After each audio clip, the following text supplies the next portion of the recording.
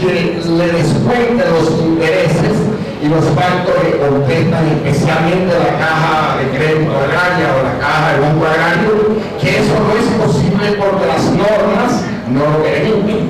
Entonces, ¿qué está pasando con esa cantidad de personas, de humildes campesinos, que están muriéndose de hambre porque así lo está haciendo el río Magdalena y los bancos no son totalmente ausentes a esta realidad? ¿Por qué usted como senador de la República no promueve algún mecanismo de tipo legal que le exija a los bancos que en este caso se dé un tratamiento especial a esta gente y que se le descuenten los intereses, y por qué no, en caso extremo, que se le perdonen las deudas? Yo le diría que sí, si tuviera la mayoría del Congreso. Ya lo intentamos. Un proyecto de ley que tiene que ver con la regulación hidráulica en Colombia, establecimos que si por virtud de represas que sueltan su agua por decisión humana, en ciertos momentos de invierno, se inundan río abajo, aguas abajo, predios, esos predios tendrían que ser por esos propietarios o poseedores, de esos predios tendrían que ser indemnizados por el Estado. Dado que es el Estado el que ha originado la decisión de abrir las compuertas de represas o estar amigadas y ha determinado que los abajo desastres que no son naturales. El proyecto se envió por la mayoría de ministros del Congreso de la República. Pero su pregunta, que es más general, no solamente por desastres artificiales y naturales, me lleva a otras preguntas. ¿Por qué en Colombia los campesinos viven y tienen sus posesiones al borde de los ríos? Ese es el mejor lugar donde los cultivos de alimentos se tienen que establecer en Colombia.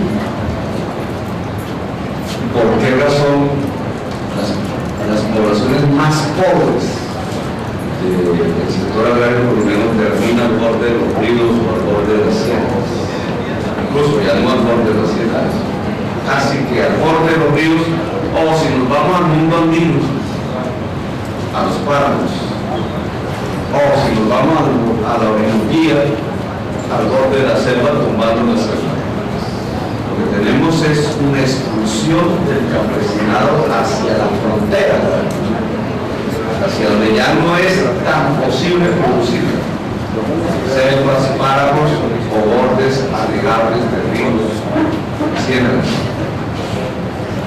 La respuesta a ese porqué es la frontera agraria, el interior de la frontera agraria ha sido concentrada su propiedad y su posesión por otras manos ajenas a ella.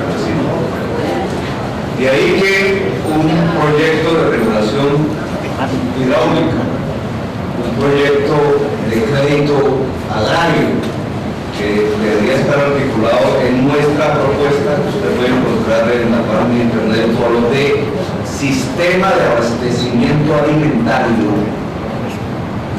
implica necesariamente una democratización de la producción. Vamos a estudiar un tema más profundo. Tiene un impacto en Marangué, ya lo vi desde el aire. Hasta ahora las tierras del Caribe han sido usadas generalmente para ganadería extensiva. El narcotráfico profundizó el fenómeno. Muchas regiones no son los ganaderos, sino son simples propietarios de tierra que tienen acumulada su riqueza en la tierra. Es una caja de ahorros, produce unos estallidos de valorización. Una hectárea cerca de Montería vale 600 millones de pesos. Las está comprando el presidente. Y el FOT, BOT, que aprobado por el Consejo de Montería, aprobó precisamente extender la ciudad en esas tierras que está comprando el presidente, y por ahí se están pasando los nuevos puentes sobre el río Sinú. La tierra tiene un valor en sí misma en ese tipo de procesos de valorización. Entonces lo que hemos visto es una concentración concentración de la tierra valorizable en manos de unos pocos, por su calidad, fertilidad, por cercanía a las ciudades, y una expulsión del campesinado hacia los bordes, incluido el río Magdalena, que menciono. Ahora, esa tierra en este momento en que se proyecta utilizar, que no sea ganadería extensiva, que le ha hecho un gran daño a la costa caribe, porque al volverla potrero no permite la regulación de los ríos, en tiempos de invierno produce inundaciones y en tiempos de sequía produce hambrunas. Es una desertización del campo caribeño. Los estudios del IGAC, Instituto Geográfico Agustín Codazzi, sobre desertización comparados a nivel internacional nos dicen que en América hay dos regiones de graves procesos de desertización, es decir, de conversión de tierras fértiles en desierto. Uno es el nordeste de Brasil, otro es el Caribe colombiano. Más profundo en el Magdalena y el Cesar, menos profundo en Córdoba, pero todo el Caribe colombiano está experimentando un proceso profundo de desertización. El efecto de esa desertización es inundaciones en invierno, sequías, hambruna, campos desérticos, municipios bajo dictaduras mafiosas, su corolario. Nosotros habíamos dicho campos verdes, municipios democráticamente multicolores, otro modelo. Pero ahora se cierra un nuevo peligro de este diagnóstico, y es que en esos potreros se incentiva la producción de cultivos de tardío rendimiento para agrocombustibles. Ya está en Magallanes, la palma africana, o no tanto para biocombustibles, maderas, grandes extensiones de tierra para bosques. ¿Cuál es el problema de ese modelo? No es en sí mismo, el problema no es en sí mismo sembrar un bosque para madera comercializable o palma africana para aceite, no, es la estructura del modelo. Usted necesita grandes extensiones de tierra para sembrar la madera o la palma o similares, y necesita 8, 10, 15 años de sustento para esperar entre la siembra y la producción. ¿Quién en Colombia, en el campo, tiene grandes extensiones de tierra y gran liquidez monetaria para esperar 8, 10 o 15 años entre el momento de la siembra y la producción? El narcotráfico. Luego, el modelo impulsado desde el Estado es un modelo que beneficia exclusivamente el narcotráfico. Ya no en el sistema tradicional de potreros con ganadería extensiva, que fue clásico en el Caribe, Valle del Magdalena Medio, Valle del Cauca y otros, sino ahora bajo el modelo de los biocombustibles. Bueno, si la tierra se utiliza para alimentos para carros, que son los biocombustibles, no queda tierra para producir alimentos para personas, ¿cierto? Estos productores de alimentos o terminan arruinados si son empresarios, o terminan en el borde de los ríos si son campesinos bajo las inundaciones. Es el modelo que está fallando. Es más, es un modelo criminal porque en Colombia el 12% de la población colombiana está desnutrida crónicamente. ¿Qué significa desnutrición crónica? Que el ser humano, para establecer su equilibrio vital, para mantenerse vivo, se come a sí mismo. Usa el cuerpo como alimento durante largos periodos de vida. Cuando se da la desnutrición crónica en los niños que están en crecimiento, el niño se va comiendo, obviamente, su cuerpo y su cerebro. Para ese niño la desnutrición crónica significa que nunca jamás en su existencia de 40, 50, 60 años tendrá las mismas condiciones que los demás seres humanos para progresar. La desnutrición crónica elimina la capacidad fundamental del ser humano para sobrevivir del cerebro, y es genética. la deficiencia se transmite a sus hijos y a sus nietos. Si el 12% de los colombianos tiene esta desnutrición crónica, por eso es que a veces yo me explico por qué los pobres votan por mí.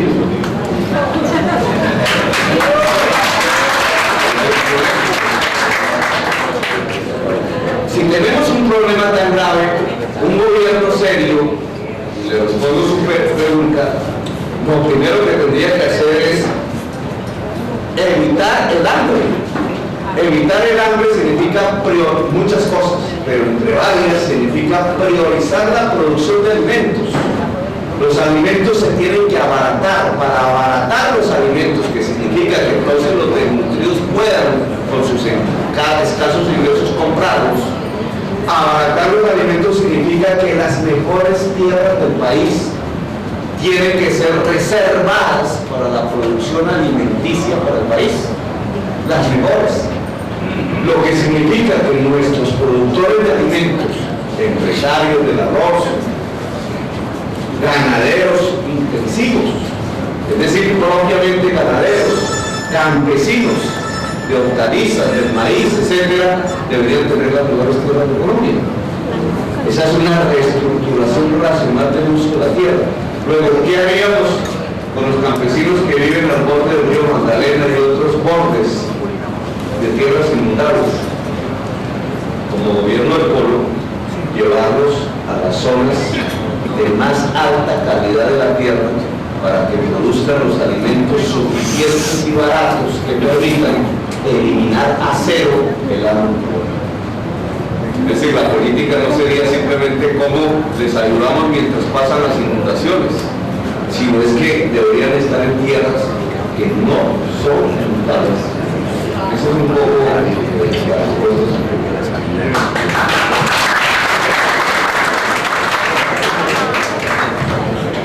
A todos los compañeros periodistas que están cubriendo muy amablemente este evento, le pedimos un grandísimo favor. La pregunta cortita, concisa, al punto, porque la agenda está bastante amplia. Miren, vamos a hacer lo siguiente. Aún tenemos por cubrir, una segunda pregunta de parte del comunicador, y con eso hacemos cierre de la contamos con muy poquito tiempo. Todos los asesores, toda la gente que se puede dar la pregunta está viendo que el tiempo es muy corto. Entonces nosotros tenemos también muy encarecidamente le pedimos el favor de que le concretemos la respuesta para así agilizar nuestra agenda. Entonces, pregunta es para el doctor Pedro, buenas tardes y bienvenido a Marinés. ¿Qué representa Marcelo Torres para el pueblo y qué representaría el pueblo para Manillé en la eventualidad que él sea alcalde de este municipio? Marcelo lo conozco como casi todos los colombianos de vieja data, de dirigentes estudiantiles, juventud. Ahora el pueblo me ha parecido que es una persona en su personalidad, digamos, en su esencia humana, profundamente equilibrada. Si yo definiera a Marcelo con una palabra, diría es un hombre de equilibrio. Obviamente equilibrio verdad. No es un equilibrista. Muchos políticos por allí que son equilibristas, ustedes están aquí y allá al mismo tiempo. Pero no, es un hombre de equilibrio, significa que sabe sopesar los problemas e intentar darles salida justa sobre la base de concentraciones. Hay gente de Manangué que tiene miedo por muchas circunstancias, pero una de las cuales tiene miedo de votar por el foro porque dice que se van a vengar, ¿cierto? Una ciudad que es gobernada por alguien que fue sindicado de la Universidad de Coloso, o Pichilí, no sé exactamente ahora cómo se llama, si Coloso o Pichilí, pero es el mismo movimiento. Con un grupo que llamaban los muchacabezas, que le llamaban los muchacabezas porque su distintivo era cortarle la cabeza a los campesinos y lavarlas en para indicarle a los campesinos sobrevivientes, mira, aquí estamos nosotros como chacalesas. Pues me parece que tiene como alcalde al jefe de los chacalesas. Eso dice varias declaraciones bajo gravedad regularmente en procesos judiciales, una de las cuales es de quien precisamente hizo capturar con su declaración al senador Álvaro José García. Él está preso, el alcalde Magangué no. ¿Por qué? Pero la pregunta tiene que ver con esto. Claro, entonces muchas gentes que inocente o por dinero o por temor o por negocios se enfrentaron a este tipo de mafia. Puede pensar, bueno, y si llega Don Polo a gobernar en Magangué, entonces va a ser lo mismo pero al revés. No. Ojo por eso la característica de equilibrio en la personalidad de Marcelo es tan importante como candidato a la alcaldía de no, porque nosotros no queremos usar la verdad como un instrumento de venganza. Lo he hecho en el municipio de Buenavista, de San Pedro, de Los Palmitos, de Corozal, me fui por toda esta carretera hacia el occidente. Estuve a 15 minutos de Magangué hace 15 días en cada plaza pública que se fue llenando consecutivamente hasta San Onofre, allá al otro lado del mar. Iba diciendo lo mismo. A nosotros no nos gusta ver, porque en el municipio de Ovejas, por ejemplo, ahí está la familia, la mamá, no sé, o los hermanos del señor Álvaro José García, ahí al lado de la casa, oyéndome. En el municipio de Los Palmitos estaba en el mismo parque principal los familiares del Tuto Barraza, candidato de la Lata a la gobernación de Sur. Bueno, me escuchaban, entonces yo les decía, les mandaba un mensaje, es que nosotros no nos gusta ver a las hijas de estos congresistas pasar por las cárceles y por las requisas y todo eso para visitar a sus padres. No nos complace eso, no nos da alegría.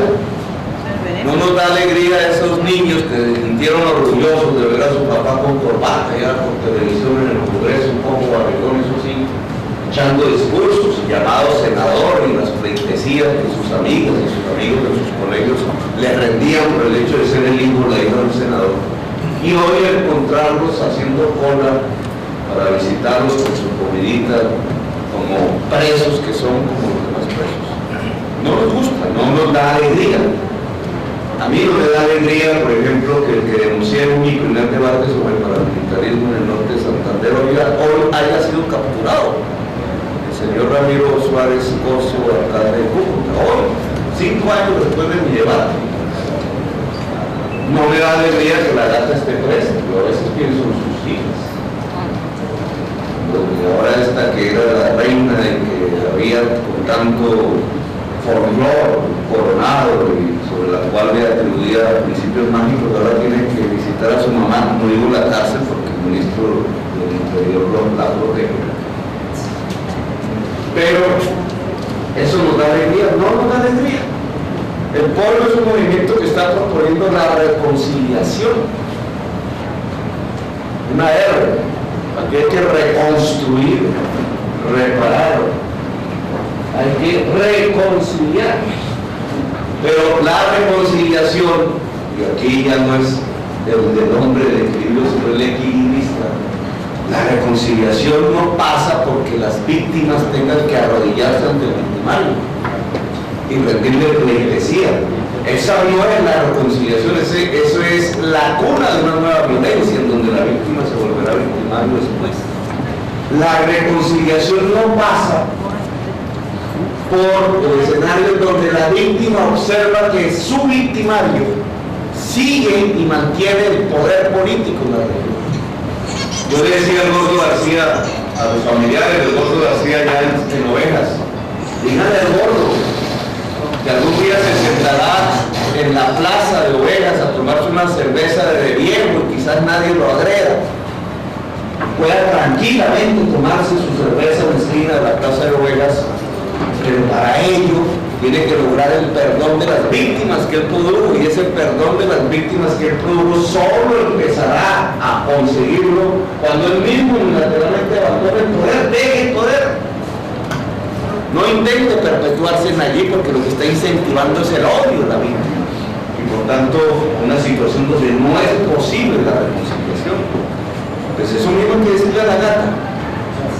Podemos esperar a que algún día la señora Gata se siente en la esquina del parque de Mangangué y se tome una cerveza con sus hijos y la saluden sus paisanos, adiós, doña, o como quieran decirle, y se pueda morir de bien a su propio pueblo, que no es este, pero sí, puede lograrse esa situación, pero solo lo logrará sobre la base del perdón de las víctimas, que son muchísimas en la región, y esas víctimas solo la perdonarán, creo yo, porque yo no puedo reemplazar a las víctimas de su acto de perdonar, si observan la decisión del victimario de abandonar el poder.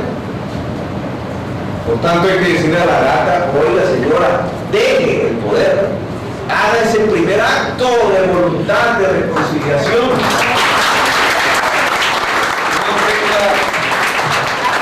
Dice que el poder es, y esto estoy hablando de Marcelo, un hombre de equilibrio tiene una vacuna contra una droga, contra la adicción a una droga, que es la droga del poder. La droga del poder es similar al alcohol o a otras drogas, ¿cierto? De tanto usarse o de tanto tomarse, produce primero la pérdida con la realidad. El hombre del poder, o la mujer del poder, va alejándose de la realidad, la va perdiendo. Y segundo, le gusta tanto esa pérdida de realidad que quiere seguir consumiendo, o tomando, o bebiendo. La adicción, ¿sí? Quiere seguir ahí. Y entonces se vuelve adicto. Adictos al poder, al punto que tienen que bajar a la fuerza. Bueno, estas personas tienen una adicción al poder. Les ha sabido la conquista del poder local a sangre y cocaína. Y ambas cosas combinadas les han generado una adicción sobre el poder. Cada vez más víctimas con tal de mantener el poder. La respuesta no puede ser sino tener equilibrios. Algo que un hombre o una mujer, cuando se acerca a estos escenarios del poder político, tiene que hacer es vacunarse contra esa adicción, saber dejar el poder. Ese es un principio democrático fundamental, y solamente hombres y mujeres son capaces de dejar el poder cuando lo quieren, si están equilibrados. Marcelo es un hombre de equilibrio, la gata es una mujer desequilibrada desde ese punto de vista.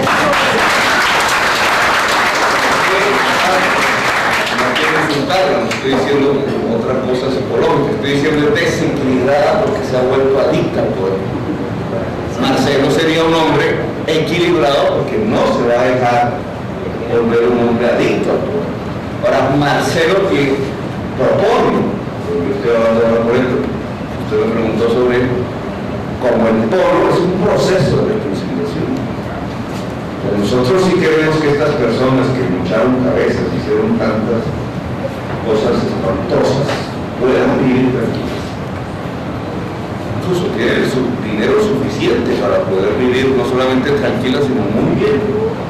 Pero para que vivan tranquilas, nuestro consejo es: equilíbrense. Dejen de el desequilibrio, equilíbrense, abandonen el poder.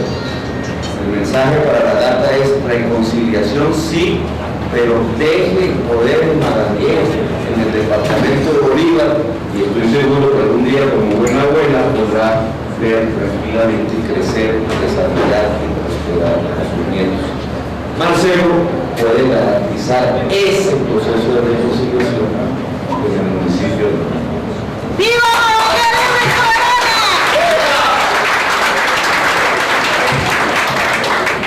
José María Flores, bien, chéverísima pena. Dos preguntas.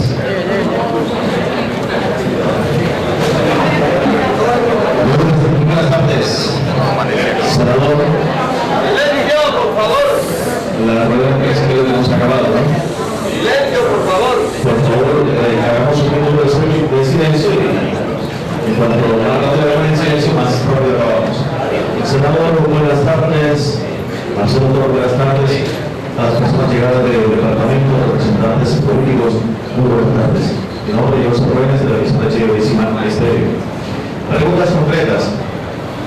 ¿Cuál sería el apoyo fundamental en estas próximas elecciones a sabiendas de que Marangué, el panorama electoral de las últimas elecciones ha sido negro en tema de registraduría? Acá siempre se habla de que hay conflicto de las elecciones, una del ciudadano votando, dos en la registraduría y tercera, las autoridades y el manipuleo del votante frente a las elecciones. ¿Cuál es el apoyo contundente del Partido Polo Democrático frente a que el proceso sea un proceso transparente en nuestra ciudad? Una, esa, la segunda, más que preguntas sería como que un compromiso. Quisiéramos escuchar a usted un compromiso en el tema de Servimat.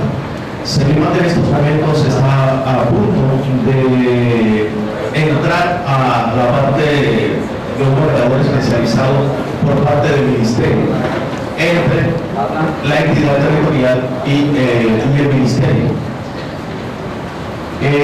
Quisiéramos conocer de qué forma usted, señor senador, podría interferir que antes de que termine esta administración no logre darse una privatización de Servimat, porque podríamos comenzar una administración con Marcelo Torres siendo ya Servimat privatizada totalmente.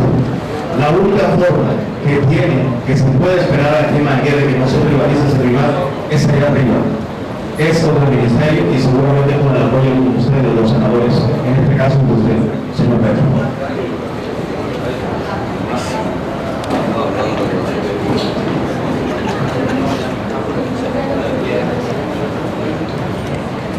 No hemos hablado de la gobernación del departamento de Bolívar, el candidato de inicio. Entre otras, es un tema que hablaremos mañana en la tarea esfera. Es el tema de la multiculturalidad de Cartagena y la necesidad de hacer una Cartagena para todos, no para una serie de sectores financieros, especulativos, inmobiliarios que apoyo el turismo para ellos mismos. Yo iba a hacer una pregunta de inicio como periodista, es si usted cortaría el contrato del chance de la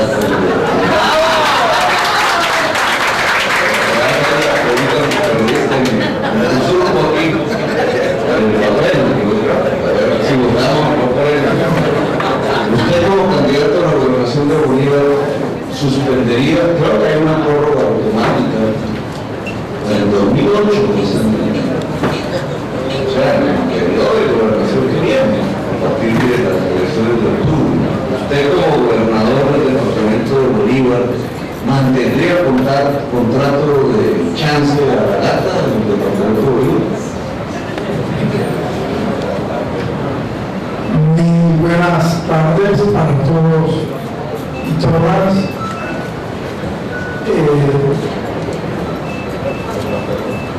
Es una pregunta que parte de un hipotético y yo se la agradezco al senador Petro, porque la pregunta presupone que ustedes y el pueblo bolivarense me van a elegir gobernador de Bolívar.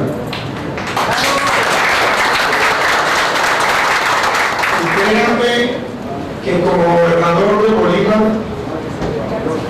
tengo como propósito desarrollar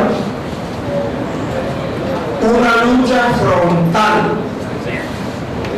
contra la corrupción.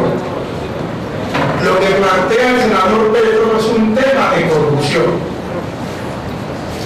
Y no solamente es el tema que tiene que ver con el chance y los mecanismos de los cuales nos vamos a apoyar a asir para emprender ese proceso de lucha frontal contra la corrupción. Y dentro de la lucha contra la corrupción nos proponemos rescatar la lotería de Bolívar y nos proponemos rescatar la asignación, la adjudicación de manera democrática, ultra y limpia de las ventas del chance.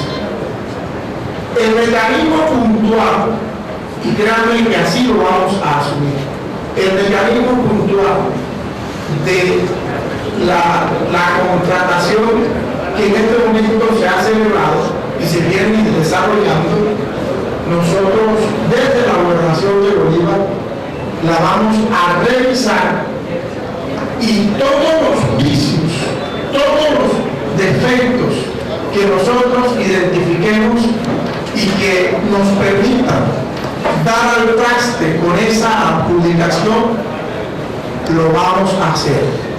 Vamos a apelar a todos los mecanismos legales necesarios para que en el marco de la ley y de la Constitución nosotros resolvamos el problema de la adjudicación del chance y de la extinción de ese contrato. Creo que es un tema de responsabilidad compartida, pero miren, eso no solamente es un tema de acción del gobernante, sino que requiere el compromiso de los gobernados. Nosotros como pueblo, si queremos limpiar a la gobernación del departamento de Bolívar, sacudirla de esa clase política cuestionada, ligada a los temas de mayor desgracia y dolor para los bolivarenses y para la gente nuestra de Mayagué, tenemos que prepararnos para hacer el ejercicio de una especie de democracia directa, que es el reto que tenemos, porque ese proceso no va a ser nada fácil. Eso requiere el acompañamiento de todo el bolivarense en esa tarea de limpieza y de pulcritud del departamento de Bolívar. En últimas, le estamos diciendo es que como general, estoy en la plena disposición de orientar el pelotón hacia los intereses de todos los bolivarenses y sobre todo de esa franja de excluidos, marginados y empobrecidos. Pero recordemos que en general solo no acelera. Las guerras las hacen los generales, pero con sus soldados. Y vamos a necesitar muchos soldados y con mucha valentía y con muchas gracias.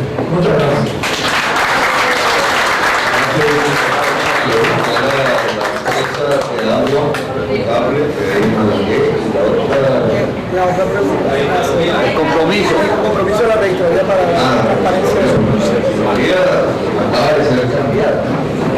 El registrador municipal. Y hay que decirlo, quiero que lo transmitan, pues, en este caso, pues, el registrador nacional. No nos gusta el cambio del registrador por Madrid. Mientras el anterior había ya descubierto trasteos de votos y había eliminado cierto tipo de fraude, las inscripciones de cédulas para estas elecciones, de pronto vino un cambio. Y la persona que viene, que está ya nombrada, viene de Aguachica. No tengo nada contra Aguachica, nosotros gobernamos con Aguachica, pero Aguachica terminó en manos del gobierno mafioso. Y no pudo ser sino con la ayuda de funcionarios públicos, muchos de los cuales están incursionados en las registradurías. Entonces, tenemos mucho temor que este cambio que hubo del registrador municipal, en lugar de ser en la búsqueda de la transparencia electoral, sea lo contrario. Creo que fue una trampa. Y creo que el registrador nacional debe decir públicamente por qué hubo ese cambio en la registraduría del municipio de Bolívar. Yo insistí en Washington, en la OEA, con el señor Insulza, secretario general de la OEA, la necesidad de conformar una misión de observación internacional, que son delegados de diferentes países que vienen con tiempo al país, se quedan hasta el día de elecciones en diversos sitios. Todos los corregimientos que Magalí quedaron dentro del mapa de riesgo que se presentó a la OEA, porque Magalí, de hecho, Marcelo, con el conocimiento, es quizás el único municipio en donde en sus corregimientos vota el 100% de la población y no cometen errores, no hay votos nulos y no hay votos blancos y casi todos son por el mismo candidato. Hasta los muertos, ¿no? La respuesta del gobierno a mi visita a la OEA fue insultos, como siempre, ¿no? Me dijo canalla, patria. Yo no entendí por qué era patria si quería traer veedores internacionales a mirar las elecciones en Colombia. Pero Insulza dijo que sí, y el gobierno colombiano, no de cara a la prensa colombiana, sino de cara a la OEA, allá a través de su ministro de Relaciones Exteriores, Cartagena, dijo que estaba de acuerdo con mi propuesta. Mientras aquí decían que yo era canalla, ya estaban diciendo que les parecía bien que se conformara la misión de observación internacional. Luego quedó aprobada. Nosotros estábamos presionando para que se vuelva realidad, que la aprobación pase a los hechos, es decir, que en muchos municipios de Colombia y por tanto los corregimientos de Magalí y en Magalí se establezcan cuanto antes mejor veedores internacionales para examinar si es que realmente los habitantes de los corregimientos de Magalí solo tienen